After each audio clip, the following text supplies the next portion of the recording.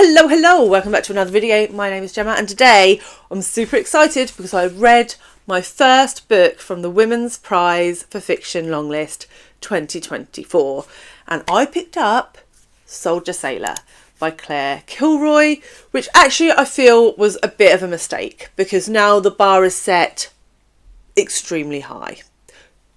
Let me tell you about this book. Soldier Sailor is written by Claire Kilroy, who is an Irish author, and in this we follow a mother. This is told in first person perspective and it is stream of consciousness. Now, when I read stream of consciousness, I was like, hell no, I'm going to hate this book. It's going to be awful. I hate stream of consciousness. I'm already reading the awful book that is Ulysses. I don't want any more of that in my life. So that was the attitude that I entered this book with. However, I knew that Scott at Gunpowder Fiction and Plot and Ben at Ben Reads Good both highly rated this. And I was like, all right, we'll give it a go. And it's about a mother and a son. That appeals to me. So the mother, Soldier, talks about her experience with her baby, who is referred to as Sailor throughout this book. And let me tell you, I have never felt so seen by a book as I did when I read this. This documents in minute detail how a mother feels when she is raising a child from birth to sort of toddler-ish age. And Kilroy nailed this. I would say probably 80 to 90% of what she talks about in this book I hard related to. I had experienced it. The fact that you go somewhat crazy when you have a baby, absolutely. I think I saw someone refer to it as 200 pages of a panic attack, but that is literally what it feels like when you have an infant. I was blown away by this book. She talks about the struggle and the pressure that put on her relationship, her marriage, the fact that her husband never really helped her, and not to say that my husband never helped me, but there are moments when you are like, why can't you just do this for me? Why am I the one that always has the responsibility and the pressure? It's always on me. And she really got to the nub of that.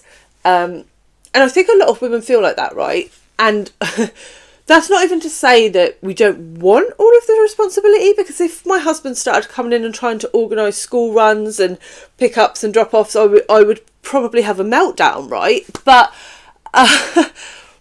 it is just that feeling where everything hinges on what you do.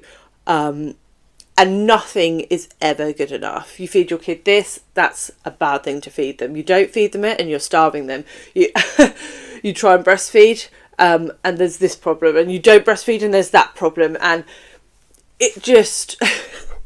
There's a line in it, I can't remember exactly what it said, but it was something along the line of, as the baby, as your... willpower increases and you learn more about the world, mine decreases. And I was like, hell yes, that is exactly what it's like. You put all your energy into making your kids like independent and grow, but that is at the cost of your own independence and growth, right? So yeah, I have never read a book like this. I have never read a book that is so painfully honest and true to life. And if you are a mother, you need to read this book so that you understand that you are not alone in your crazy mind. Obviously this book clearly appeals to people who aren't mothers, because Scott and Ben loved it also. But for me, that I've never related so much to a book in my entire life, and I really want to go back and read Claire Kilroy's backlist now. She has 4 other novels released, and yeah, I wonder if she could be a favourite author for me on the back of this book. So yeah, obviously big fat 5 stars from me. I really can't see anything else from the long list topping this for me. This is clearly one of my favourite books of the year, probably one of my favourite books of all time. And thank God that the Women's Prize put it on their long list, because I have been meaning to get to it for ages and it keeps getting bumped for other things. And this put it to the top of my list and I am super grateful for that. So yeah, pick it up. Pick it up now. You won't regret it.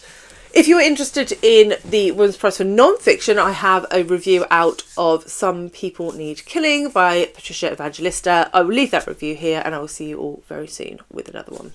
Bye guys.